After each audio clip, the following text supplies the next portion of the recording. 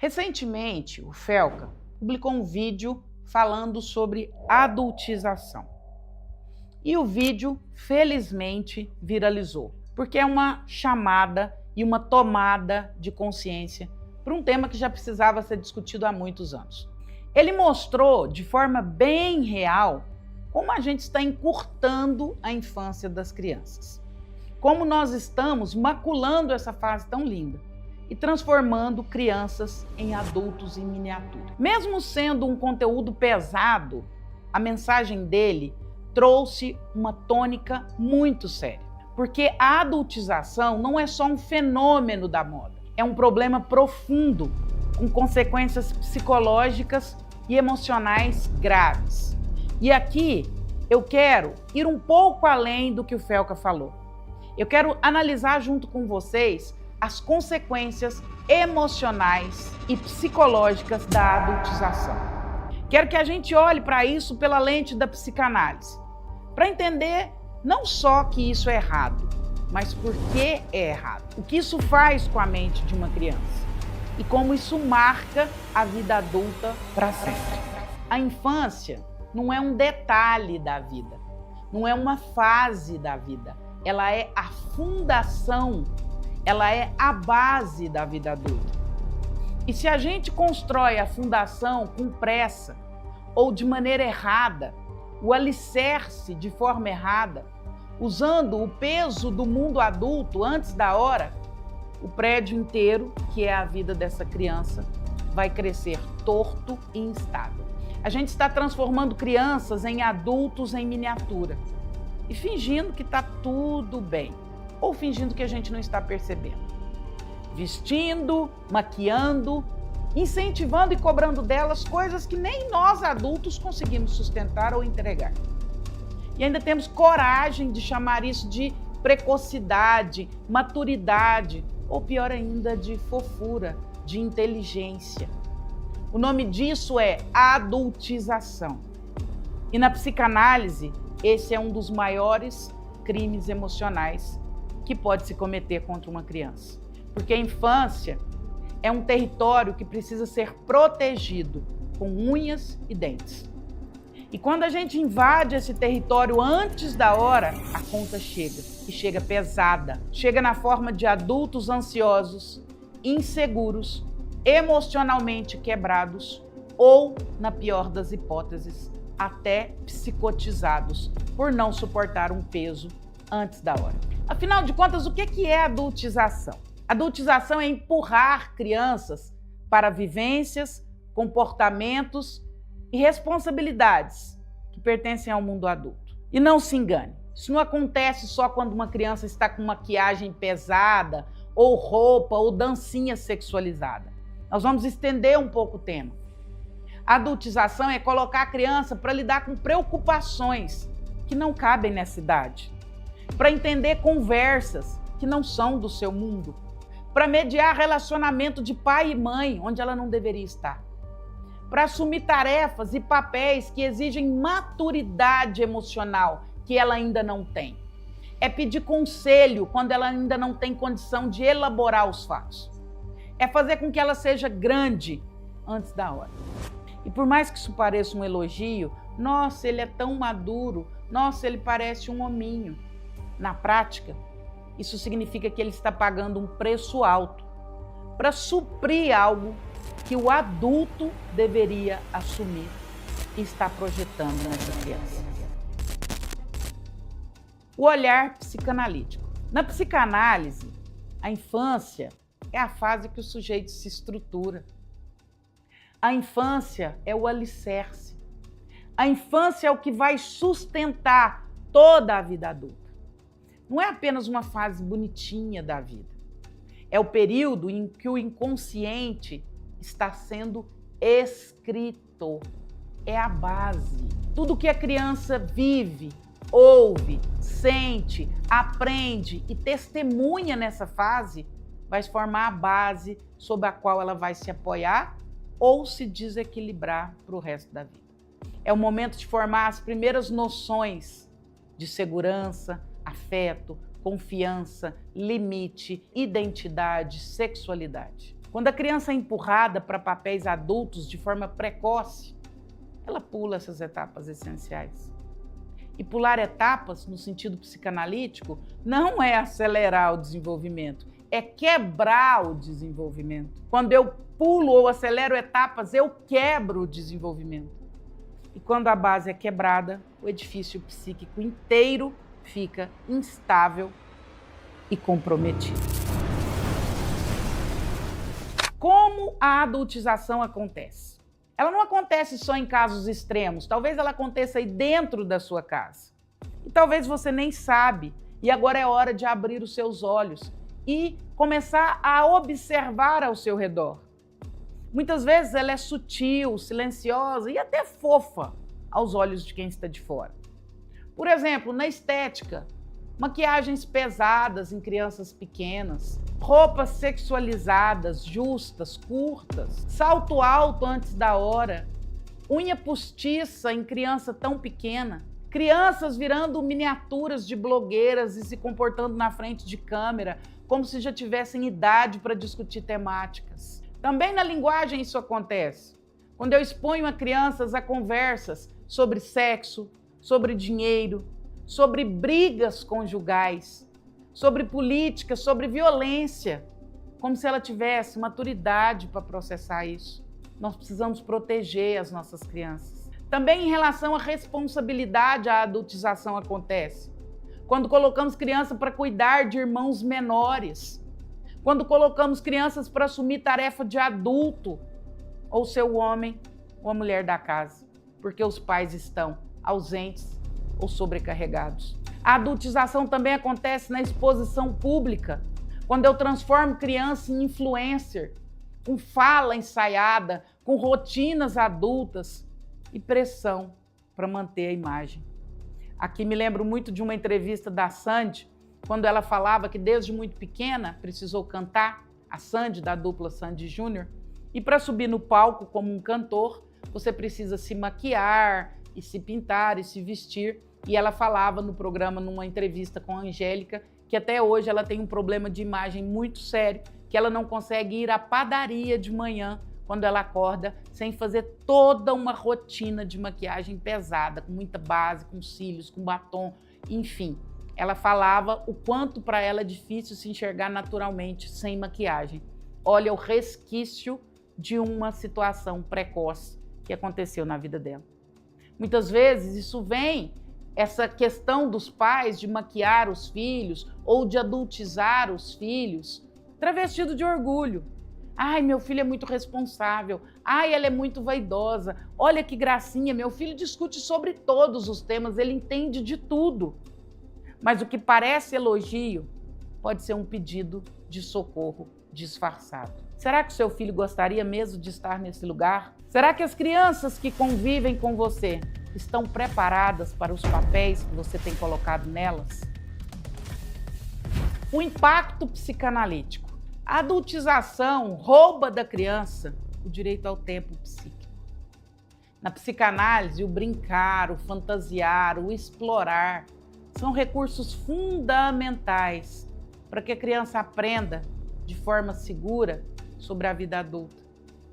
Brincar de médico não é ser médico. Brincar de mãe não é ser mãe. Essas simulações fazem parte de um treino simbólico na cabecinha da criança, onde ela pode experimentar papéis sem carregar o peso real deles. Quando ela é obrigada a assumir responsabilidades e vivências adultas de verdade, perde a oportunidade de treinar no campo simbólico e vai direto para o campo da guerra. Isso gera, primeiramente, ansiedade crônica. Crianças que vivem a adultização, elas aprenderam que precisam estar sempre prontas, sempre alertas. Gera perfeccionismo e autocobrança, porque o amor que recebeu vinha condicionado à sua capacidade de agir como um adulto. Vai gerar também dificuldade em lidar com as próprias emoções, porque essa criança não teve espaço seguro para aprender a reconhecer, nomear e expressar sentimentos. Outro problema que vai ocorrer também com essa questão da adultização são problemas de vínculo, porque essa criança aprendeu cedo que proteger é mais seguro que confiar. O adulto que foi criança adultizada carrega um luto silencioso. Ele carrega o luto pela infância que foi perdida. Dados e realidade. A Unicef alerta: crianças expostas precocemente a responsabilidades adultas têm risco 3 vezes maior de desenvolver transtornos de ansiedade e depressão. Parou! Preste atenção. Crianças adultizadas, segundo a Organização Mundial de Saúde, têm 3 vezes chance maior de desenvolver transtornos de ansiedade e depressão. Estudos também da OMS mostram que a ausência de brincadeira livre na infância está ligada à menor capacidade de resolver problemas e lidar com frustração na vida adulta. Criança que não brinca vai ser um adulto engessado. No Brasil, institutos de pesquisas indicam que crianças adultizadas por necessidades, como no caso de pobreza extrema ou abandono parental, apresentam maturidade aparente, mas vulnerabilidade emocional extrema. Preste atenção. Crianças que foram adultizados se transformam em adultos com maturidade aparente, mas com vulnerabilidade emocional extrema.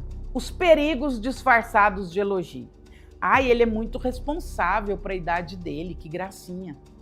Ah, ela é muito vaidosa, ela sabe se cuidar. Ai, que lindo, esse menino entende as coisas como se fosse um adulto. Ele fala até num tom de voz de um adulto. Essas frases parecem positivas, mas muitas vezes escondem uma sobrecarga emocional, uma pressão e um pedido inconsciente de socorro por trás dessas crianças. Porque uma criança que não pode ser criança para ser amada, cresce acreditando que precisa performar, agradar e sustentar papéis para merecer afeto. Isso vira um ciclo de relacionamentos abusivos, de autocobrança, de esgotamento na vida adulta.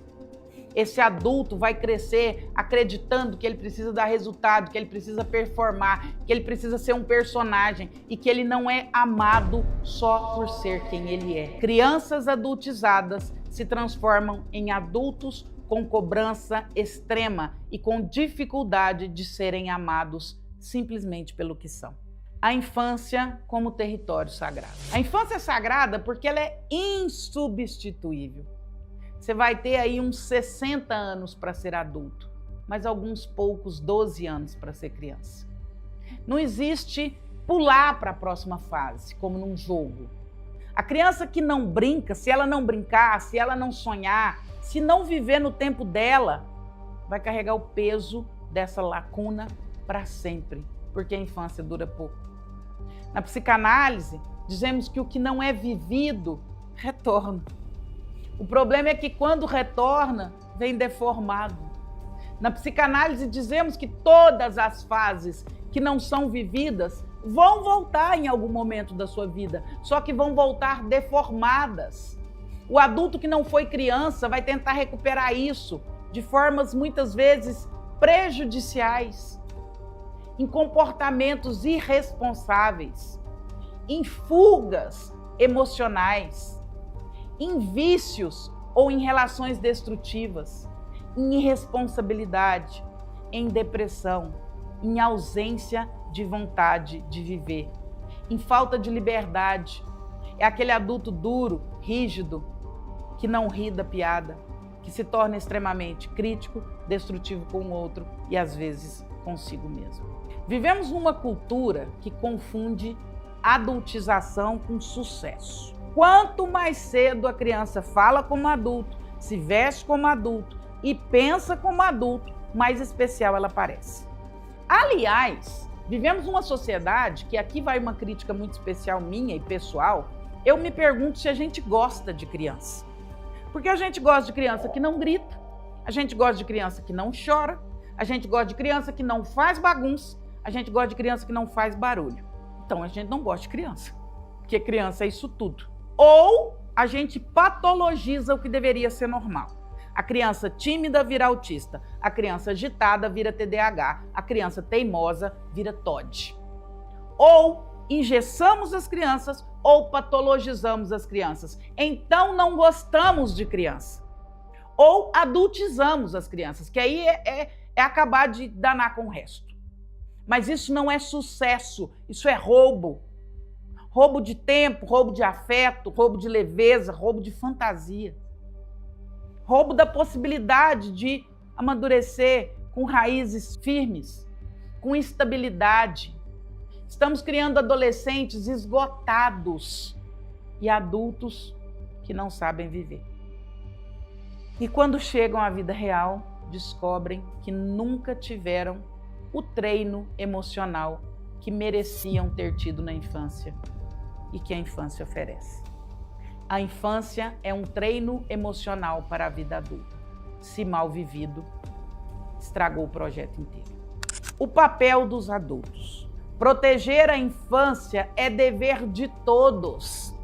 Estão se falando sobre a criação da Lei Felca. A Lei Felca já existe, se chama ECA, Estatuto da Criança e do Adolescente. Proteger a criança e o adolescente é papel e obrigação de todos, em especial do Estado.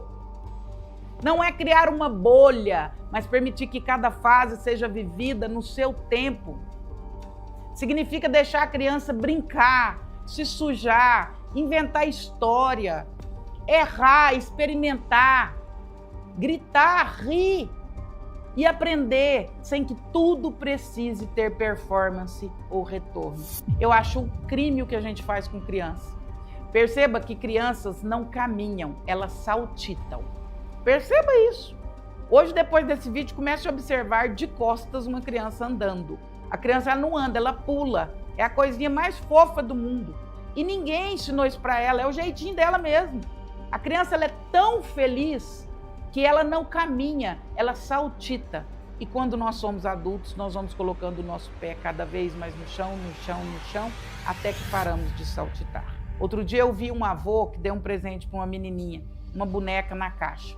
Ela catou a boneca, pôs de lado, ela sentou na caixa, ela pôs a caixa na cabeça, ela fez a caixa de carrinho.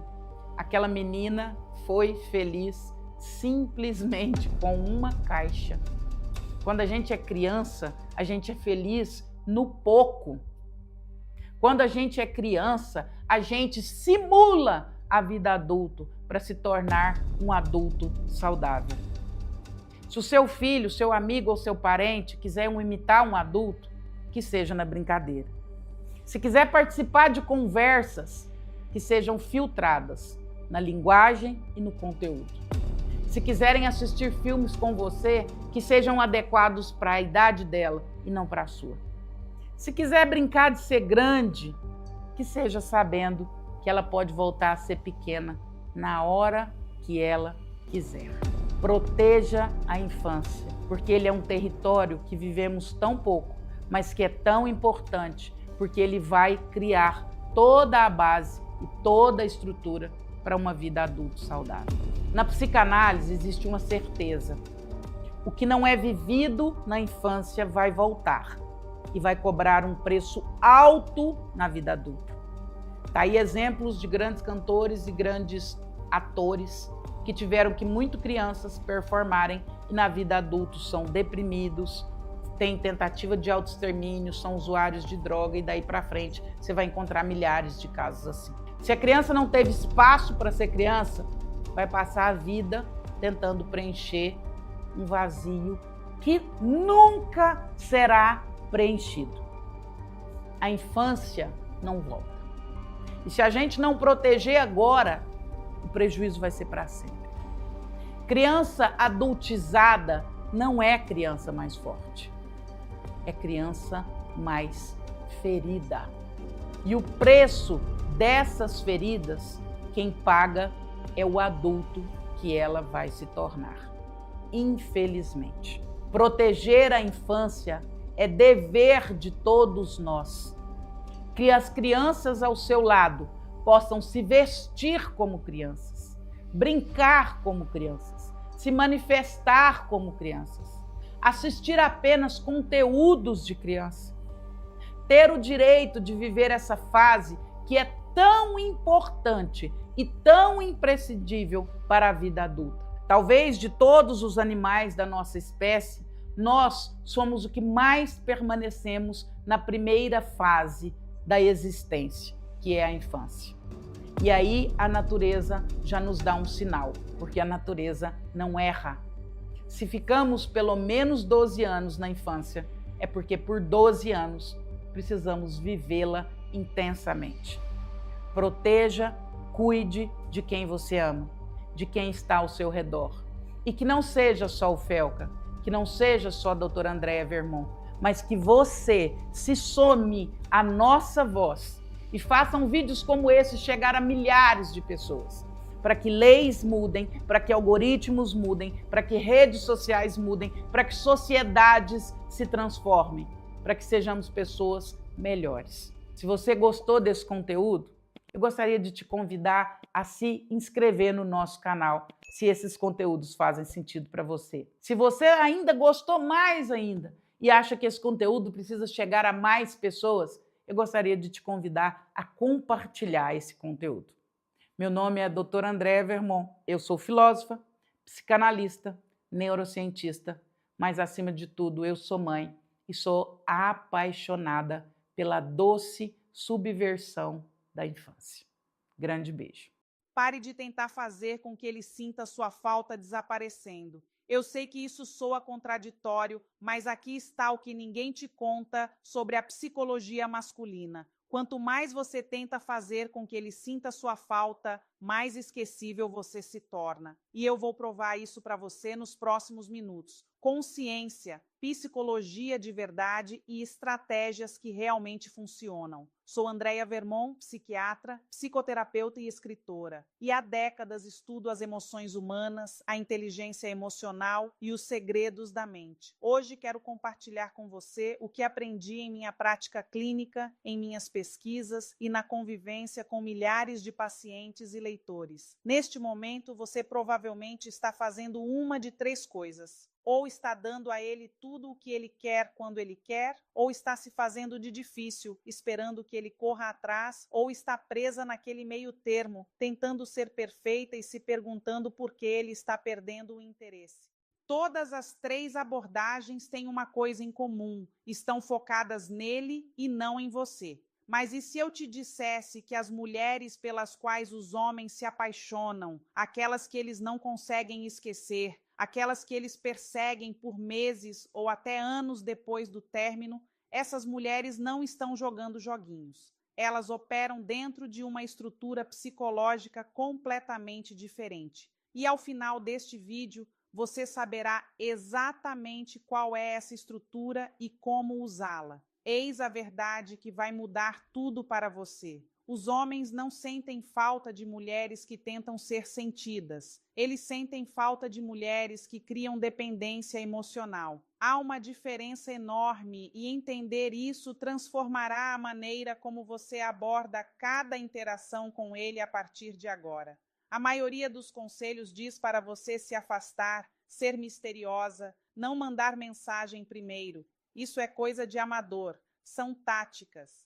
O que vou te ensinar hoje é guerra psicológica, mas do tipo elegante, do tipo em que ele nem percebe o que está acontecendo. Ele só sabe que precisa mais de você. Então, se você está cansada de se perguntar se ele está pensando em você, se já se cansou de analisar as mensagens dele em busca de significados ocultos, e se quer saber como é ter um homem que realmente anseia pela sua presença, então preste atenção em cada palavra que vou dizer, porque vou te mostrar exatamente como reprogramar o cérebro dele para associá-la a sentimentos que ele não consegue encontrar em num outro lugar.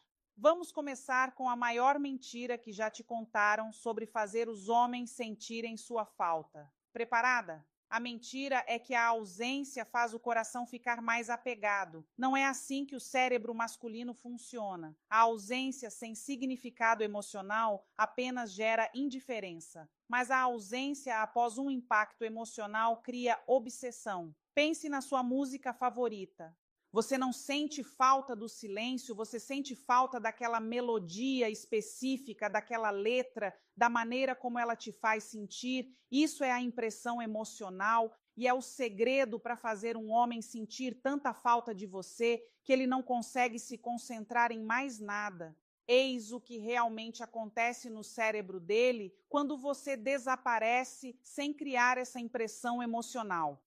Primeiro, nada. Literalmente nada. A mente dele não te procura porque não há nada significativo para procurar. Você se torna um ruído de fundo que parou de tocar e ele mal percebe a diferença. Mas quando você entende como criar o que eu chamo de abstinência emocional, algo fascinante acontece. O cérebro dele começa a buscar ativamente os sentimentos que você lhe proporcionava. Não você especificamente, mas a maneira como ele se sentia perto de você. E quando ele não consegue encontrar esses sentimentos em nenhum outro lugar, é aí que a verdadeira saudade começa.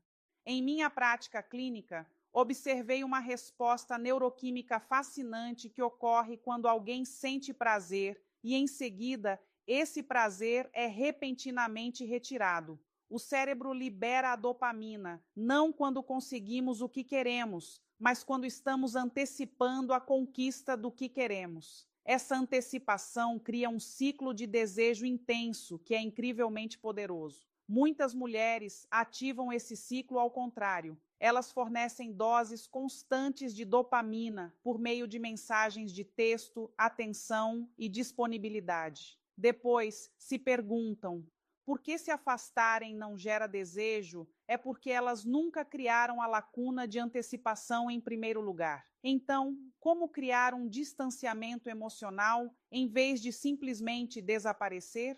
Tudo começa com a compreensão dos 3 tipos de memória emocional que os homens formam em relação às mulheres. O primeiro é a memória de conforto. Essa é segura, previsível, agradável. Ele se lembra de você com carinho, mas não sente desejo.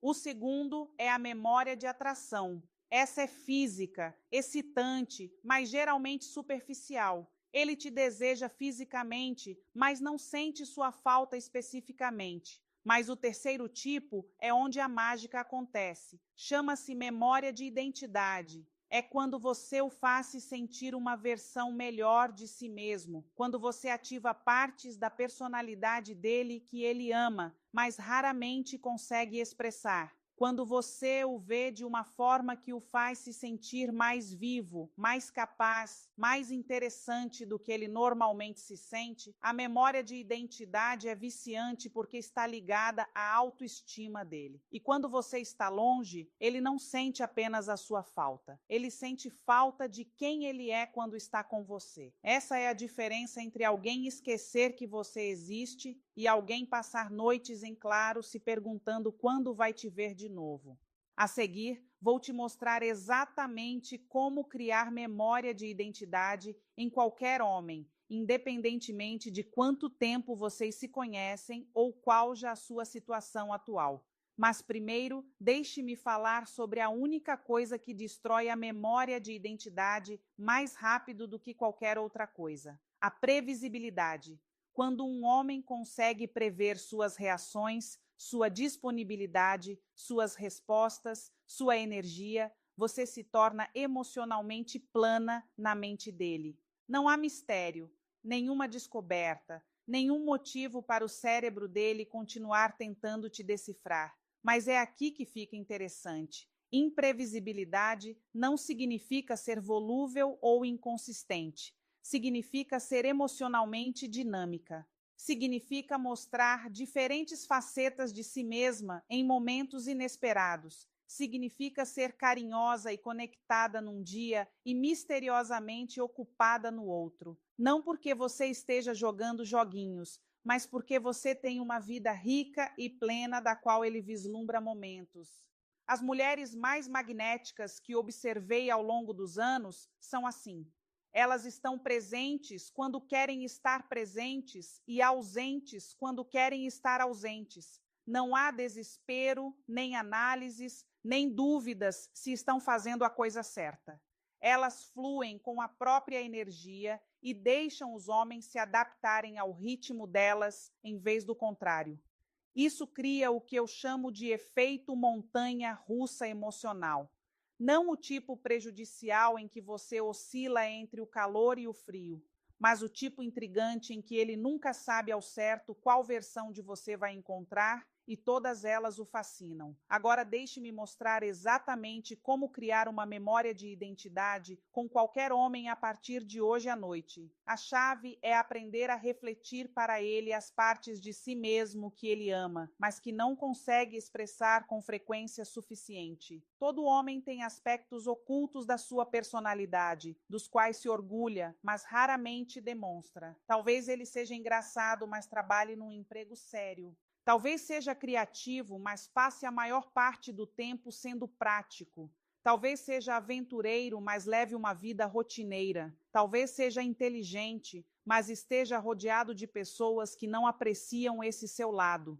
Sua missão é se tornar a mulher que enxerga e celebra esses aspectos ocultos. Não de forma óbvia, mas sutilmente. Quando ele fizer uma piada, não ria simplesmente. Diga que ele tem um senso de humor único. Quando ele compartilhar uma ideia, não concorde apenas. Diga que ele tem uma mente interessante. Quando ele correr um pequeno risco, reconheça seu espírito aventureiro. Eis a chave. A maioria das mulheres elogia os homens por coisas óbvias: sua aparência, seu trabalho, seus bens. Mas os elogios que criam uma memória de identidade são aqueles que reconhecem traços de caráter, peculiaridades da personalidade e maneiras de ser que ele valoriza, mas raramente ouve serem reconhecidas. Quando você faz isso consistentemente, algo mágico acontece no cérebro dele. Você passa a ser associada à versão favorita dele de si mesmo, e os homens se tornam viciados em pessoas que os fazem sentir-se no seu melhor.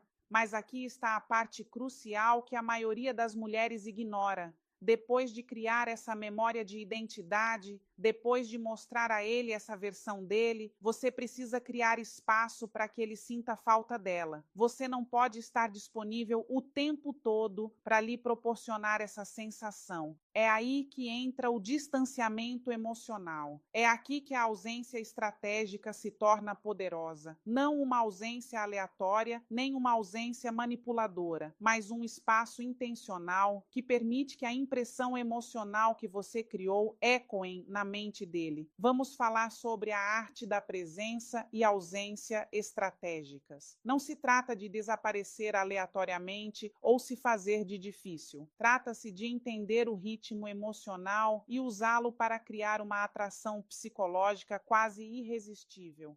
Aqui está a estrutura que desenvolvi ao longo de décadas observando relacionamentos bem-sucedidos. Eu a chamo de método dos picos e vales. Você cria picos emocionais por meio de conexões significativas e vales através da ausência estratégica. O contraste entre esses dois estados é o que cria o desejo. Durante os momentos de ápice, você está totalmente presente, você está envolvida, você está mostrando aquela parte oculta de si mesma, você está refletindo as melhores qualidades dele, você está criando profundidade emocional. Essas interações não precisam ser longas. Às vezes, os apps mais poderosos são momentos breves, porém intensos, de conexão. Então, em vez de manter essa mesma energia constantemente, você cria um vale, você se torna menos disponível, não de uma forma fria, mas de uma forma misteriosa. Você tem outras coisas acontecendo, você nem sempre está disponível, você está vivendo a sua vida e ele consegue fazer parte dela às vezes, não o tempo todo.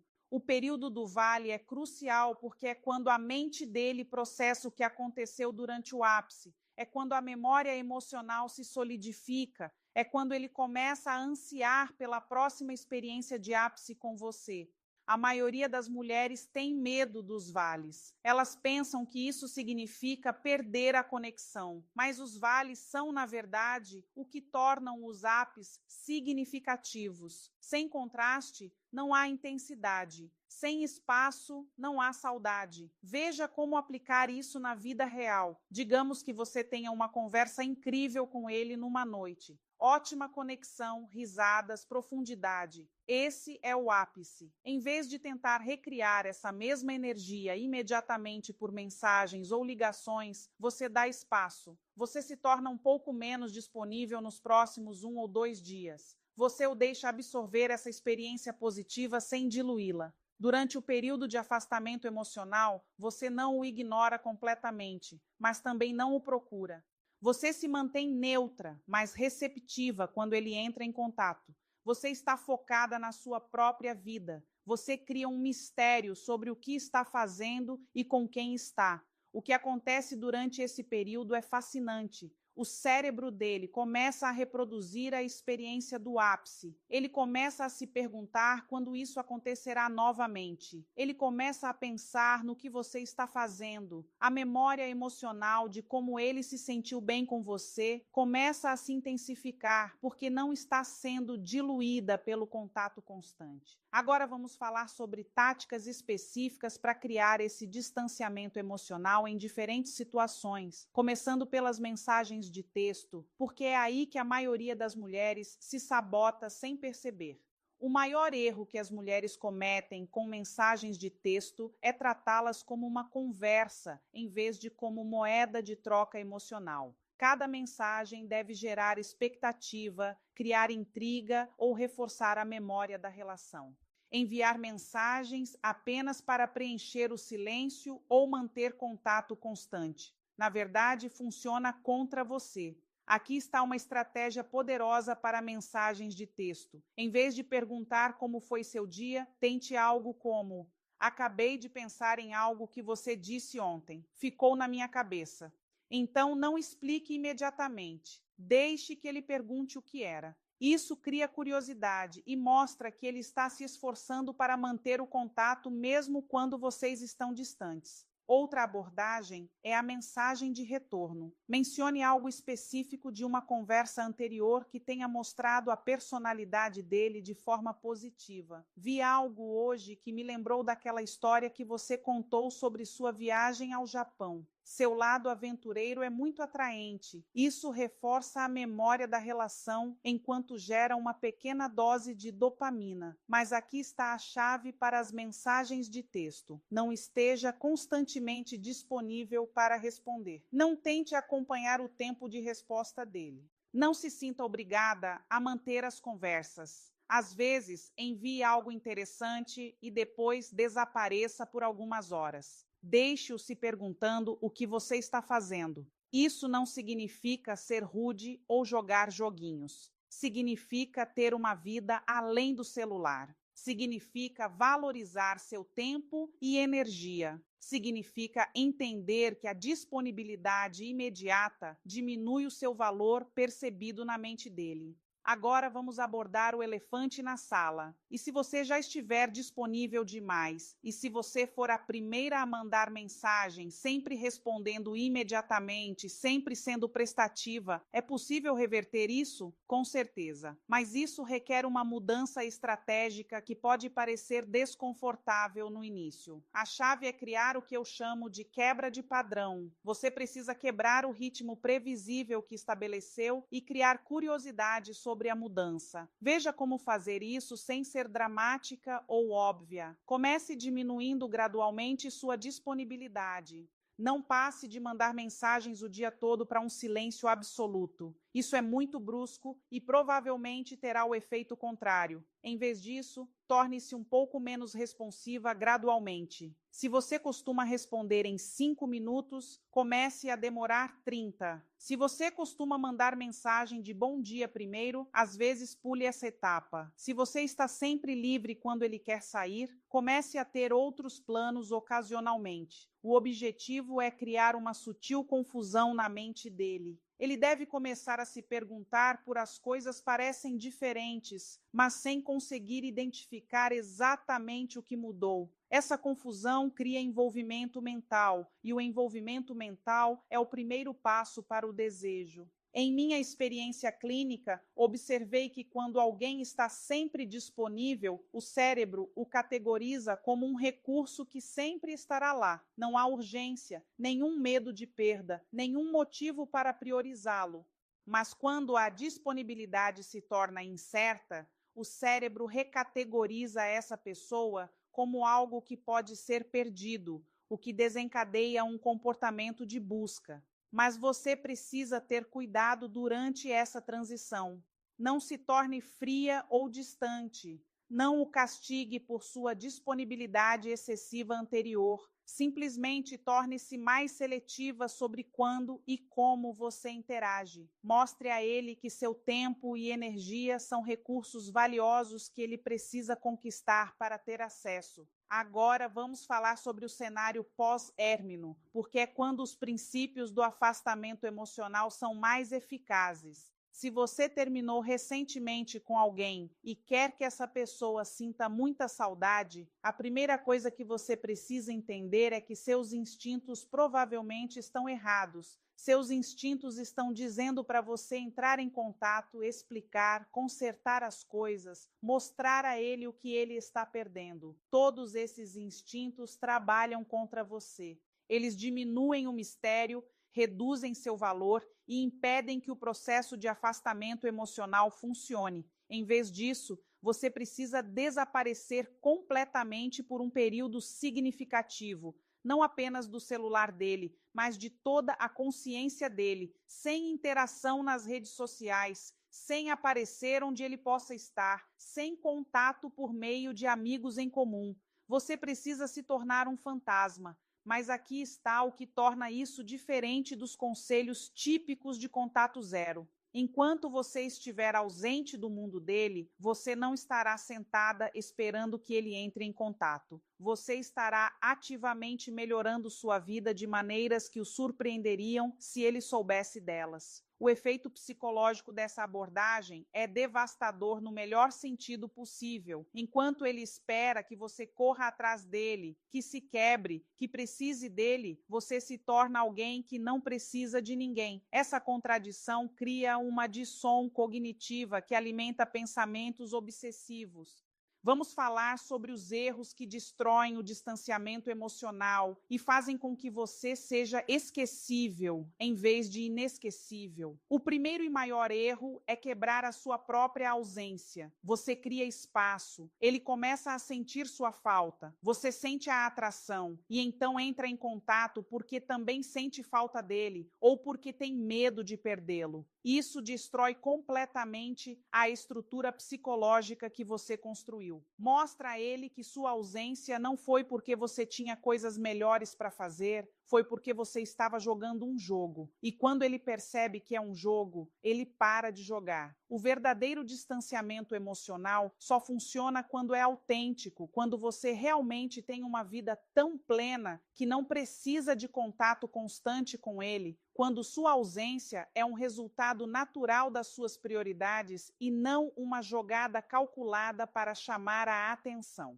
O segundo erro é ser inconsistente com a sua energia quando você interage com ele. Que você criou espaço e ele entra em contato, não seja fria ou severa, seja carinhosa, mas breve, seja agradável, mas não insistente demais. Mostre que você está feliz em receber notícias dele, mas que não está desesperada por sua atenção. Outro erro crucial é negligenciar o seu próprio desenvolvimento durante os períodos de ausência. Se você está criando espaço, mas passa esse tempo obcecada por ele, stalkeando suas redes sociais, analisando o seu comportamento, você ainda está energeticamente disponível para ele? Você ainda está naquela frequência desesperada e carente, mesmo que não a expresse externamente? As mulheres mais magnéticas que observei ao longo dos anos usam seu tempo sozinhas para se tornarem mais interessantes, mais confiantes, mais realizadas. Elas cultivam hobbies, constroem amizades, progridem em suas carreiras, melhoram sua saúde,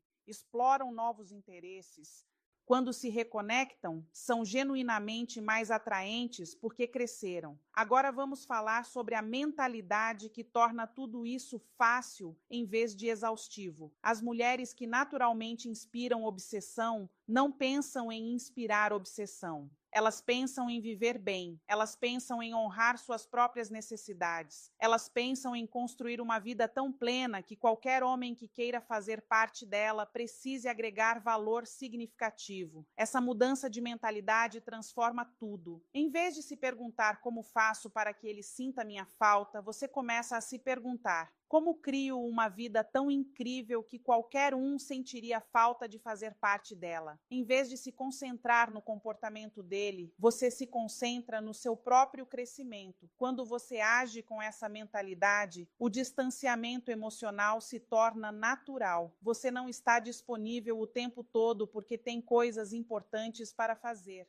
Você não manda mensagens constantemente porque tem outras fontes de satisfação. Você não corre atrás porque não está agindo por carência. Esse foco autêntico em si mesma cria a forma mais poderosa de atração, porque não é carência nem manipulação. É simplesmente magnético. Em minha prática, observei que os homens são atraídos por mulheres que estão genuinamente satisfeitas com suas próprias vidas, porque essa satisfação é rara e atraente. Vamos criar seu plano de ação para se tornar a mulher que ele não consegue esquecer. Não se trata de seguir regras cegamente. Trata-se de entender os princípios e adaptá-los à sua situação específica. O primeiro passo é a quebra imediata de padrões. Se você tem estado muito disponível, a partir de hoje, reduza seu tempo de resposta em 50%. Se você costuma responder em 5 minutos, espere 10. Se costuma responder imediatamente, espere 1 hora. Essa pequena mudança criará curiosidade imediata sem ser drástica.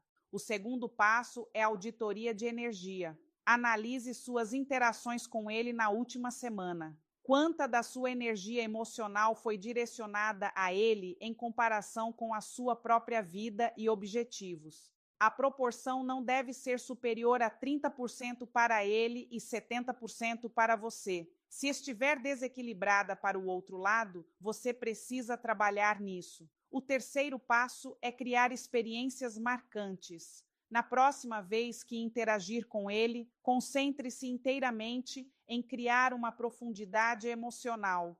Faça perguntas que revelem a personalidade dele. Compartilhe algo genuíno sobre você. Faça-o rir. Crie um momento que se destaque das interações típicas. O quarto passo é a ausência estratégica. Depois de criar essa experiência marcante, fique menos disponível por 48 a 72 horas. Não inicie contato. Concentre-se na sua própria vida. Deixe ou aproveitar essa experiência positiva sem diluí-la. O quinto passo é a implementação consistente. Esta não é uma estratégia pontual, é uma nova forma de agir. Continue com o ritmo de altos e baixos. Continue priorizando sua própria vida. Continue sendo seletiva sobre quando e como você se envolve. E se ele não responder da maneira que você espera, isso é crucial entender. Nem todo homem responde bem ao distanciamento emocional. E essa é uma informação valiosa. Se alguém não sente sua falta quando você não está constantemente disponível, significa que a conexão não era tão profunda quanto você pensava.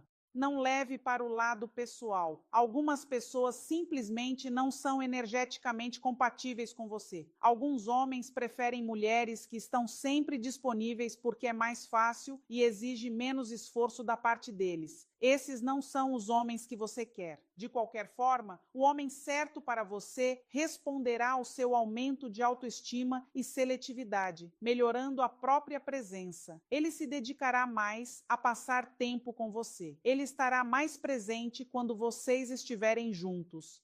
Ele começará a valorizar o acesso a você porque perceberá que não é garantido. Lembre-se, o objetivo não é manipular alguém para que ele te queira. O objetivo é apresentar a versão mais atraente de si mesma, que é a de uma mulher que se valoriza o suficiente para ter limites e padrões. Então, sim, eu te dei estratégias específicas para criar distanciamento emocional e fazer os homens sentirem sua falta. Mas a verdadeira mágica acontece quando você usa essas estratégias para se reconectar com o seu próprio poder e valor. Quando você se lembra de que não está tentando convencer ninguém a te querer, você está simplesmente sendo seletiva sobre quem terá acesso à mulher incrível que você já é.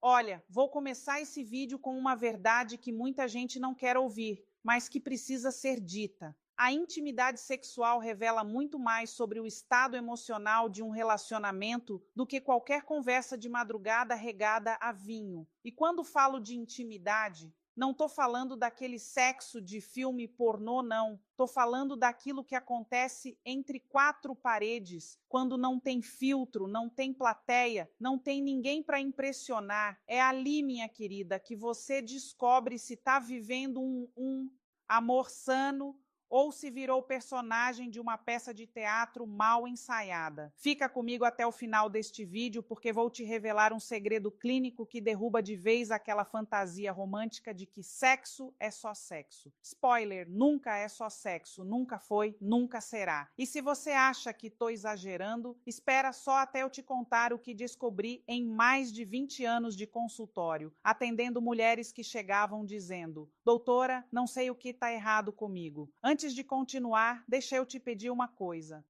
Se inscreve neste canal agora, ativa o sininho e me conta aqui embaixo nos comentários.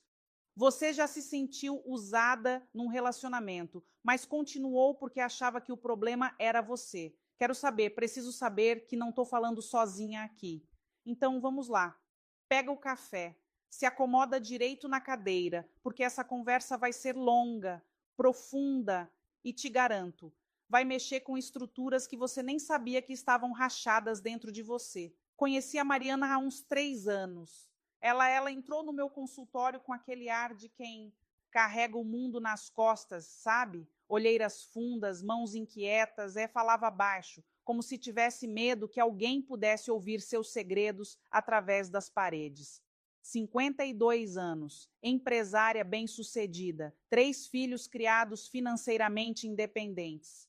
No papel, Mariana tinha tudo. Na prática, estava se esvaziando em um relacionamento que já não tinha nome. Doutora, eu não entendo. Ela me disse na primeira sessão. Ele diz que me ama, mas quando estamos, você sabe, na cama, eu me sinto como um objeto, como se eu estivesse ali só para servir. Respirou fundo. E o pior é que eu deixo. Toda vez eu deixo. Sabe o que Mariana estava descrevendo? Uma dinâmica que vejo repetida em dezenas, centenas de mulheres que passam pelo meu consultório. Essa coisa de confundir vulnerabilidade com disponibilidade total, de achar que amor verdadeiro significa pagar suas próprias vontades, seus limites, seu desconforto. Acreditar que se você realmente amasse, não se importaria com o que ele pede, com o jeito que ele pede, com a frequência que ele pede.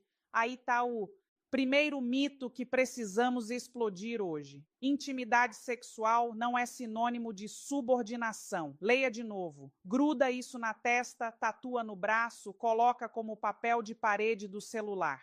Intimidade verdadeira pressupõe reciprocidade, respeito, presença emocional genuína. Quando um homem se aproxima de você apenas para satisfazer uma necessidade fisiológica dele, sem se importar com o que você sente, sem criar conexão real, sem te olhar nos olhos e perguntar: você está bem com isso, minha querida? Você não está vivendo intimidade. Você está prestando um serviço. E aqui entra algo que a neurociência descobriu há algumas décadas e que mudou completamente a forma como entendemos relacionamentos. O cérebro humano não distingue rejeição social de dor física. Quando você se sente usada, menosprezada, tratada como um objeto descartável, as mesmas áreas cerebrais que se ativam quando você torce o tornozelo se acendem no seu córtex singular anterior. Dor é dor, seja ela no corpo ou na alma. E você insistindo que tá tudo bem, tá apenas ensinando o seu cérebro a normalizar o sofrimento. Voltando a Mariana, ela me contou que o relacionamento tinha começado maravilhoso, como quase todos começam. Aliás, ele era atencioso, presente, perguntava sobre o dia dela, queria conhecer seus amigos, a família. Sexo no início era algo que fluía naturalmente com desejo mútuo, com carinho, mas aos poucos, muito aos poucos, a coisa foi mudando de tom. Ele começou a fazer pedidos específicos, sempre com aquele jeitinho de quem não está mandando, apenas sugerindo. Amor, você não gostaria de ela querendo agradar, querendo provar que era uma mulher moderna, descolada, sem frescura, começou a ceder. Ceder não é o problema, entende? Explorar, experimentar, sair da zona de conforto faz parte de qualquer relação saudável. O problema começa quando você está cedendo, não porque quer descobrir algo novo junto com ele, mas porque tem medo. Medo de que ele te abandone se você disser não. Medo de ser chamada de complicada, de frígida, de ultrapassada. Medo de perder aquele homem que, convenhamos, já não te faz nem metade do bem que te fazia no começo. Chegou a hora de falar sobre dopamina, minha querida. Esse neurotransmissor maravilhoso que nosso cérebro produz toda vez que fazemos algo prazeroso. Comer chocolate, dopamina. Ganhar um elogio, dopamina. Receber uma mensagem daquela pessoa que te interessa. Dopamina aos baldes e sexo. Sexo é um verdadeiro show pirotécnico de dopamina, serotonina e ocitocina no seu sistema nervoso central.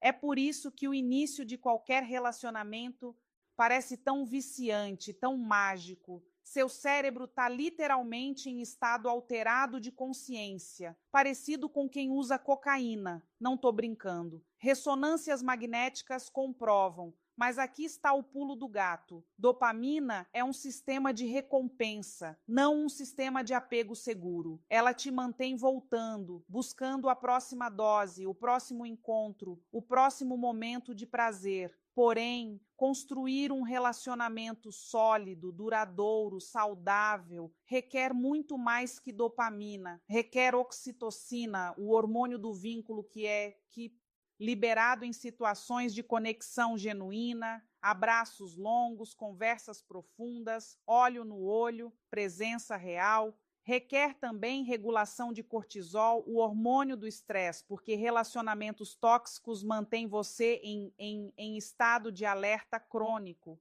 sempre na defensiva, sempre esperando a próxima crítica, a próxima humilhação velada. Mariana estava viciada em dopamina, mas definhando de falta de oxitocina. O sexo com ele ainda provocava aquele pico de prazer momentâneo, aquela sensação fugaz de ser desejada. Mas depois, quando ele virava de lado e pegava no sono, sem ao menos perguntar como ela estava, o vazio era devastador. E ela, em vez de reconhecer esse vazio como um sinal de alarme, interpretava como falha dela. Talvez eu precise ser mais ousada. Talvez eu precise fazer mais. Talvez o problema seja eu estar ficando velha.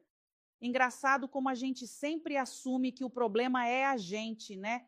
Nunca passa pela cabeça que só talvez o problema seja que você está em um relacionamento com alguém emocionalmente indisponível, egoísta, incapaz de te enxergar como um ser humano completo, com desejos e limites próprios. Me conta uma coisa aqui nos comentários. Quantas vezes você já se sentiu invisível ao lado de alguém? Comenta aí. Quero saber que não estou pregando no deserto. Agora vamos para algo que incomoda, que fere suscetibilidades, mas que precisa ser dissecado.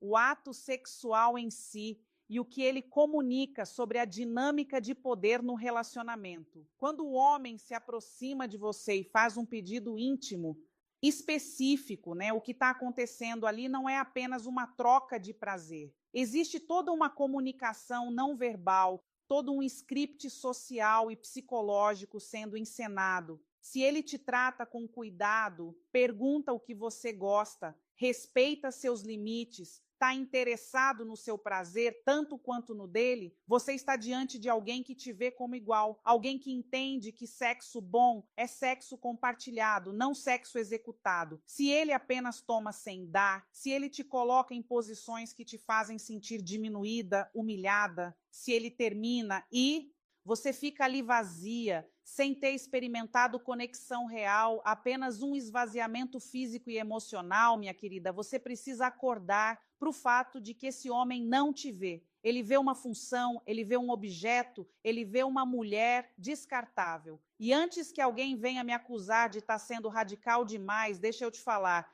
tenho 20 e tantos anos de profissão, já atendi mais de 3.000 pacientes. E posso te garantir uma coisa, não existe uma única mulher que me procurou com depressão grave, ansiedade crônica, síndrome do pânico, que não tivesse em seu histórico recente um relacionamento onde ela se sentir usada, diminuída, tratada como segunda opção. Não existe uma coincidência, não acho. Seu corpo fala, minha querida, mesmo quando sua mente tenta racionalizar, justificar, encontrar desculpas para o comportamento dele, seu corpo grita através de insônia, através de dores inexplicáveis, através de crise de choro sem motivo aparente, através de vícios compensatórios, como compulsão alimentar ou abuso de álcool. Seu corpo está te dizendo: Aorda, você não está segura aqui. Lembra da Mariana? Na nossa 5ª sessão, ela finalmente conseguiu nomear o que sentia.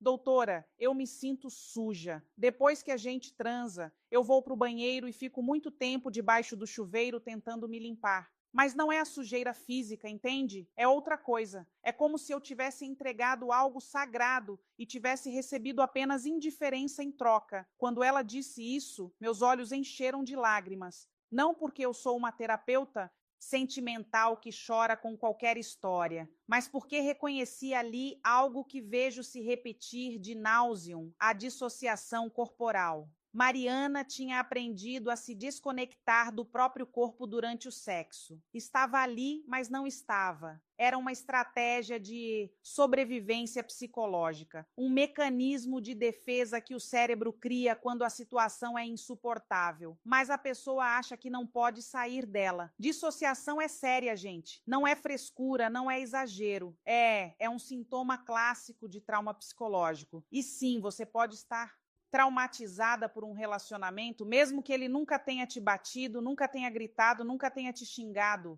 Violência psicológica é tão real e tão destrutiva quanto violência física. Às vezes até mais porque não deixa marcas visíveis, não dá para tirar foto, não dá para mostrar para os outros e você fica achando que está louca, que está exagerando, que o problema é todo seu.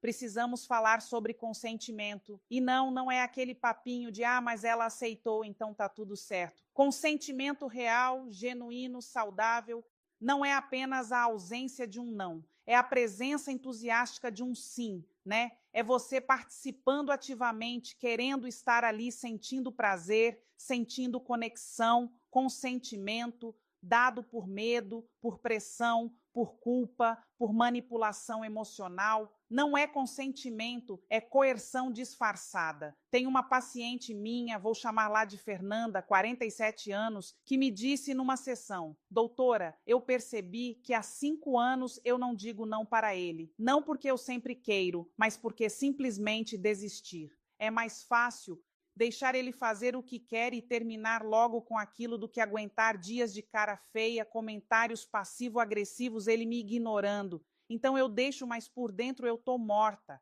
Por dentro eu tô morta. Deixa essa frase ecoar aí na sua cabeça por 1 minuto.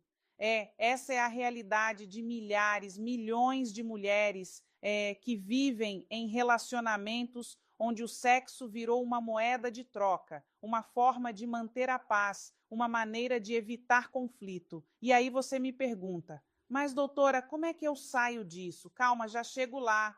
Mas antes preciso te fazer entender algumas coisas sobre a psicologia masculina, porque olha, não adianta ficar só lamentando, reclamando, se vitimizando. Precisamos entender o que se passa na cabeça deles para podermos agir estrategicamente, com inteligência emocional. A grande maioria dos homens foi criada numa cultura que os ensinou a dissociar sexo de emoção. Para muitos deles, sexo é uma necessidade fisiológica, tipo comer, dormir, ir ao banheiro. Não tem essa história de conexão emocional profunda, de olhar nos olhos, de reciprocidade afetiva. E não estou dizendo que isso é certo, longe disso. Estou dizendo que é real e que se você não entender esse gap, essa diferença fundamental de programação social, vai ficar batendo cabeça na parede tentando fazer ele sentir o que você sente. Mas aqui está a parte boa da história. Homens não são incapazes de conexão emocional profunda. Eles apenas foram treinados a não expressar, a reprimir, a desvalorizar esse lado. E acredita em mim, quando um homem finalmente encontra uma mulher que o ensina a acessar essa vulnerabilidade, que cria um espaço seguro para ele ser mais que um provedor e um performático sexual, esse homem se transforma. Ele vira parceiro de verdade, companheiro real, alguém com quem dá para construir algo sólido. O problema é que a maioria das mulheres, por desespero, por carência, por medo da solidão, aceita migalhas emocionais achando que aquilo é amor. E aí o que acontece? Você ensina o homem a te tratar mal, porque, querida, relacionamento é treinamento. Todo comportamento que você aceita, você está reforçando. Todo limite que você não coloca, você está ensinando a pessoa que pode te desrespeitar. É behaviorismo básico, é condicionamento operante. O rato aperta a alavanca e recebe comida, ele vai continuar apertando. O homem te trata mal e você continua ali disponível. Ele vai continuar te tratando mal. Dura na queda, eu sei, mas é a verdade crua e nua. E se você veio até aqui buscando tapinha nas costas e palavras reconfortantes, sinto te informar que chegou no canal errado. Aqui a gente lida com a realidade, não com fantasia romântica de conto de fadas. Comenta aí embaixo, você já percebeu que estava ensinando alguém a te desrespeitar? Como foi quando você se deu conta disso? Voltemos à questão central. O que significa quando um homem coloca o órgão dele na sua boca? Vamos falar claro, sem eufemismo, porque não somos crianças aqui. Estamos falando de sexo oral, de uma prática que carrega consigo uma carga simbólica enorme, muito além do ato físico em si. Em termos de dinâmica de poder, sexo oral é interessante porque coloca quem está executando em uma posição literalmente inferior de joelhos, de submissão.